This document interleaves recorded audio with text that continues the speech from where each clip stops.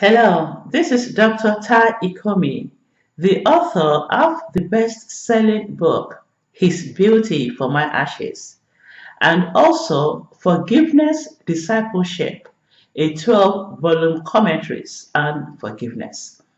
And today we want to look into the benefits of forgiveness. There are different categories of the benefits of forgiveness. We have the social benefits, the interpersonal relationships. We have the spiritual benefits. We have the health or physical benefits. And indeed, we have psychological benefits. But today, we want to look into the emotional benefits of forgiveness.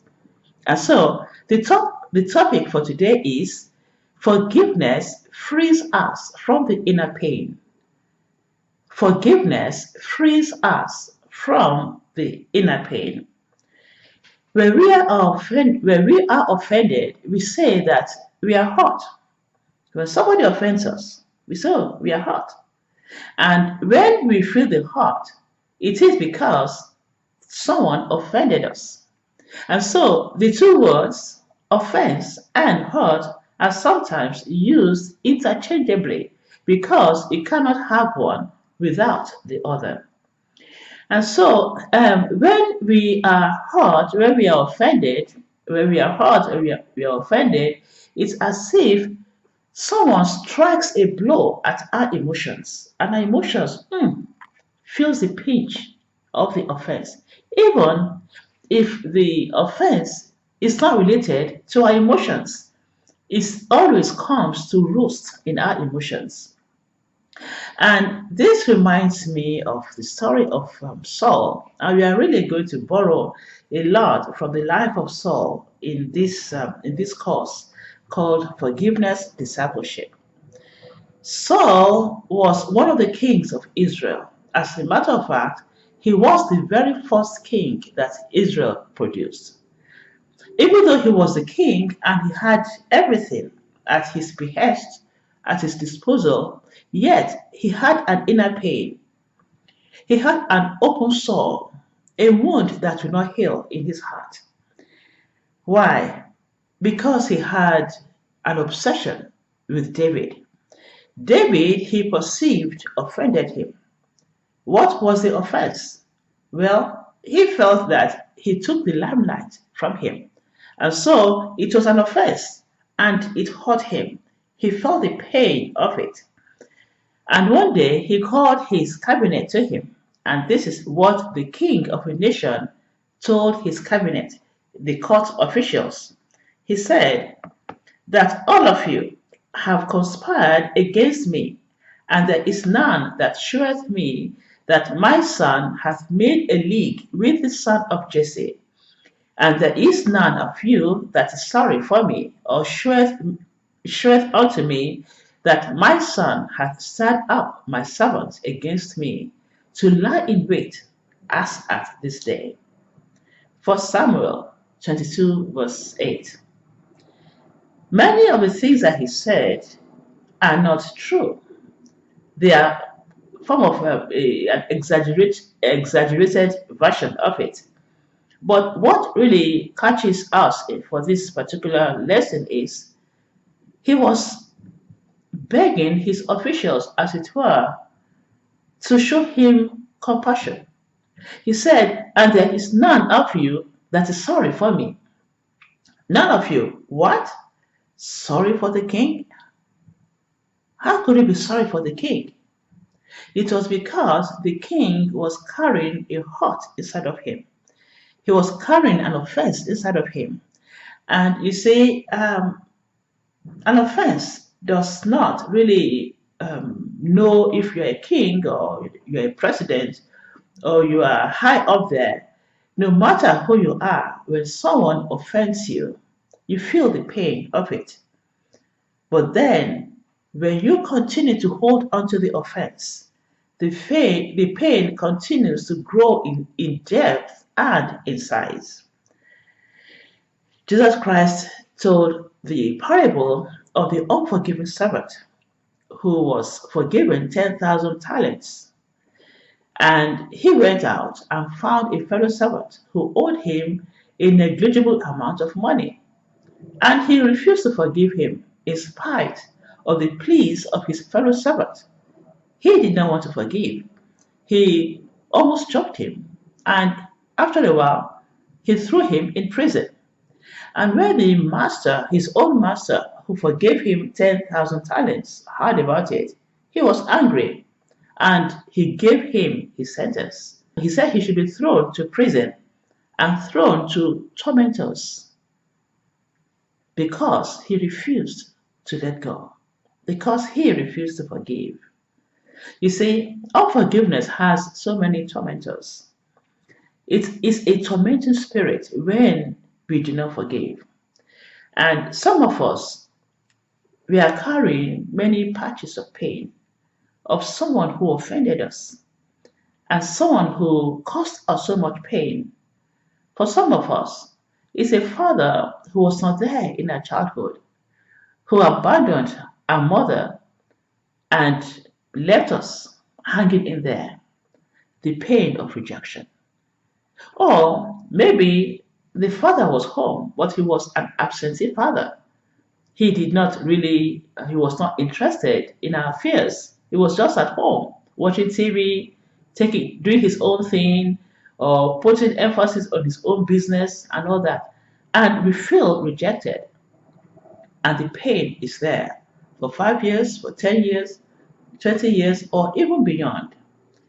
For some of us, it's an uncle who molested us, and no one believed our story. Oh, the pain when we remember it.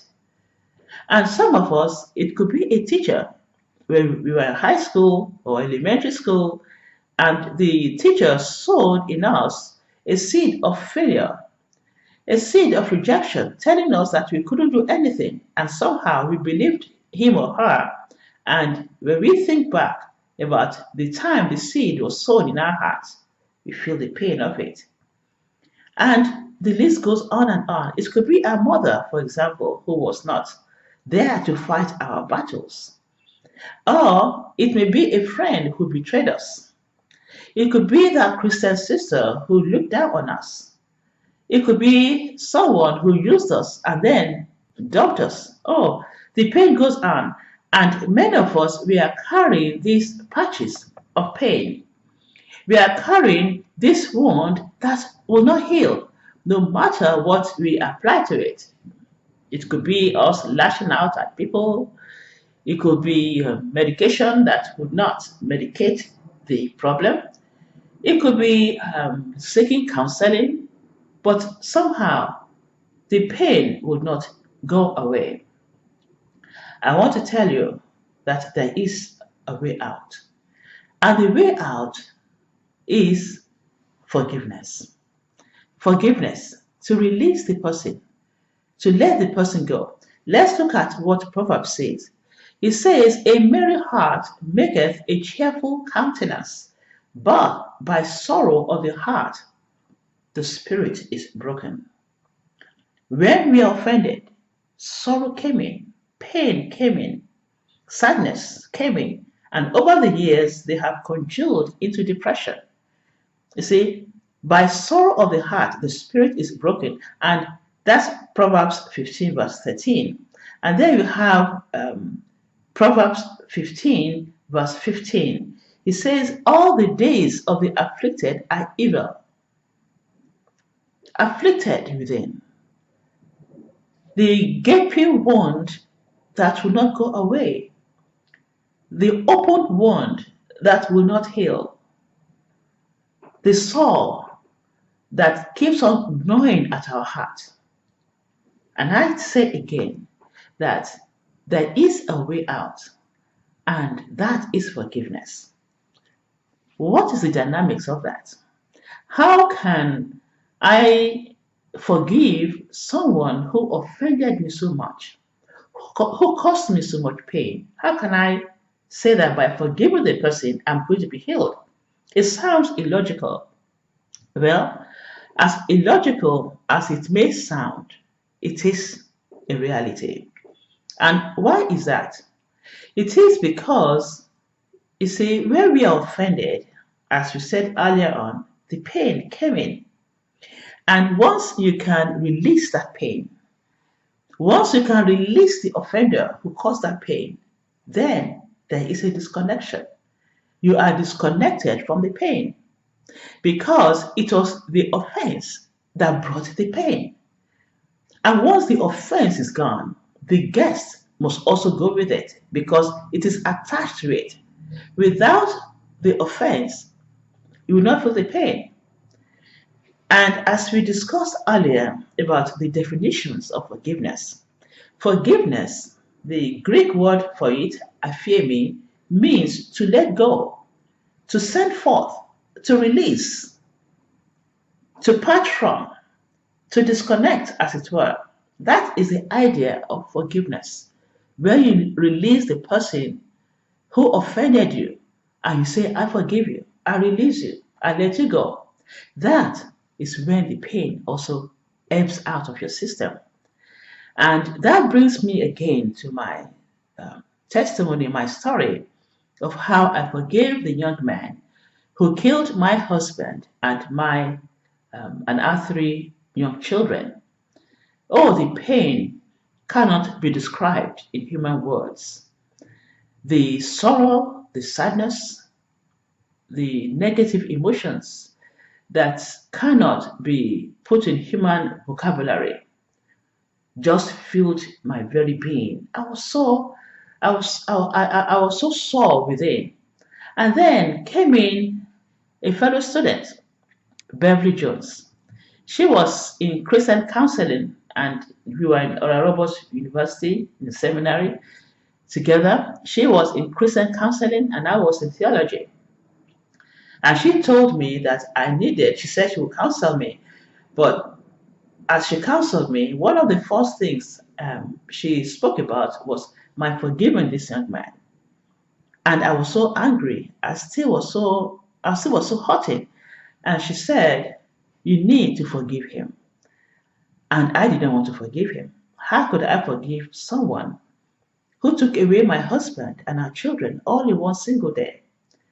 How could I let go the one who took from me my joy, my crown, my love? How could I forgive someone who hurt me so badly, who allowed me or who made me to see the casket of my children, who made me a widow in my youth at the age of 32? I was angry. I was hurting. How could I forgive such a person? Well, she convinced me that it is in forgiving him that I could be healed, in forgiving him that I could move on.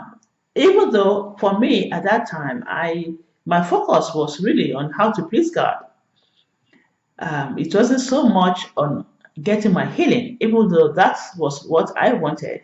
But somehow, my greater focus was, Lord, I didn't want to offend you along those lines. But thank God, I also experienced the goodness, the benefit of forgiveness.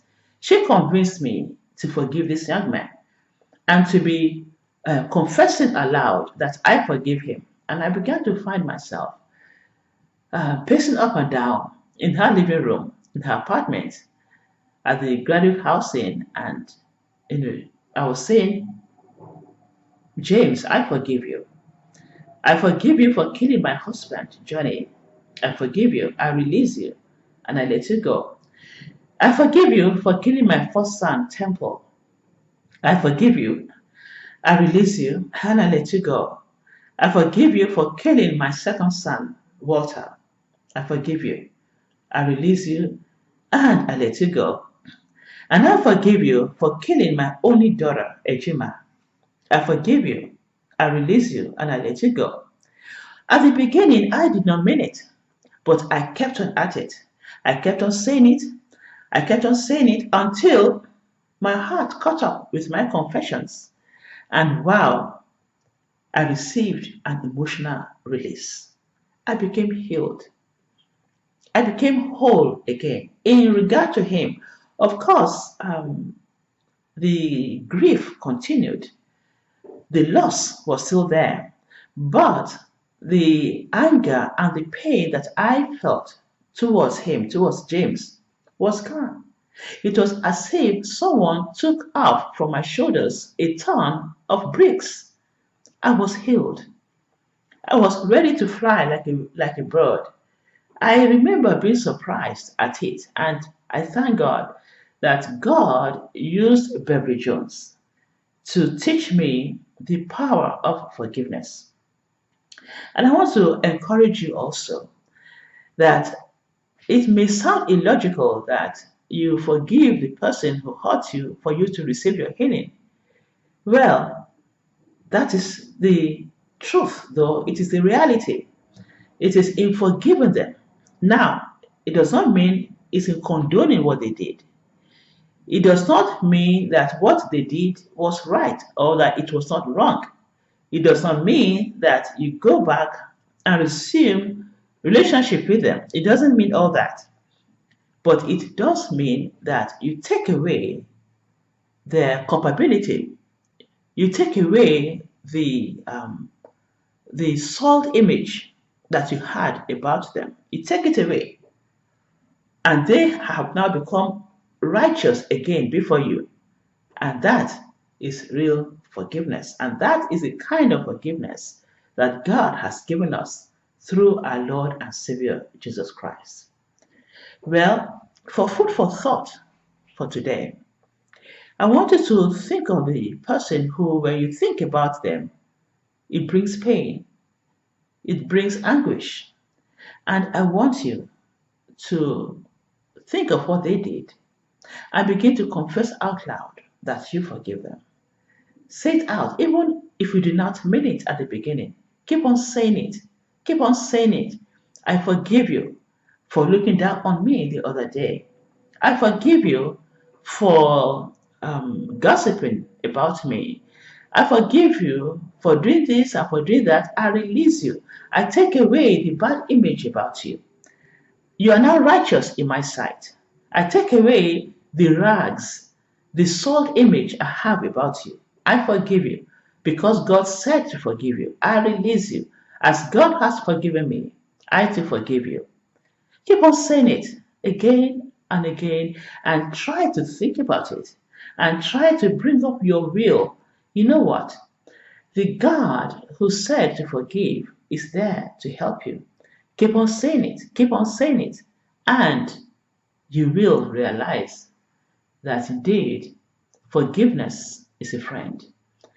It's a friend to our emotions, it's an ally to our heart because God has made it to be so. Well, until the next class, goodbye and God bless you.